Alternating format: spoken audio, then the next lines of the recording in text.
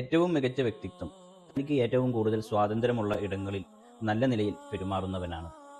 തൻ്റെ ഭാര്യ, മക്കൾ, മാതാപിതാക്കൾ ഇവയെല്ലാം തനിക്ക് ഏറെ സ്വാതന്ത്ര്യമുള്ള ഇടങ്ങളാണ്. ഇവിടെയൊക്കെ നല്ല നിലയിൽ പെരുമാറുമ്പോഴാണ് നാം നല്ലൊരു വ്യക്തിയായി മാറുന്നത്.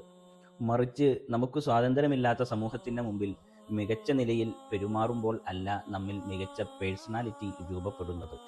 തൻ്റെ ഭാര്യയോട്, മക്കളോട്, മാതാപിതാക്കളോട്, താനുമായി ഏറെ സ്വാതന്ത്ര്യമുള്ള തൻ്റെ തൊഴിലിടങ്ങളിൽ പണിയെടുക്കുന്ന തൻ്റെ ജോലിക്കാരോട് എന്ത് പറഞ്ഞാലും അവർ തിരിച്ചൊന്നും പ്രതികരിക്കുകയില്ല എന്ന ചിന്തയോടെ അവരോട് പലപ്പോഴും നാം മോശമായി സംസാരിക്കുകയും ചീത്ത ചെയ്യാറുണ്ട്. ഇതൊക്കെയും നമുക്ക് സ്വാതന്ത്ര്യമുള്ള ഇടങ്ങളായതുകൊണ്ടാണ്.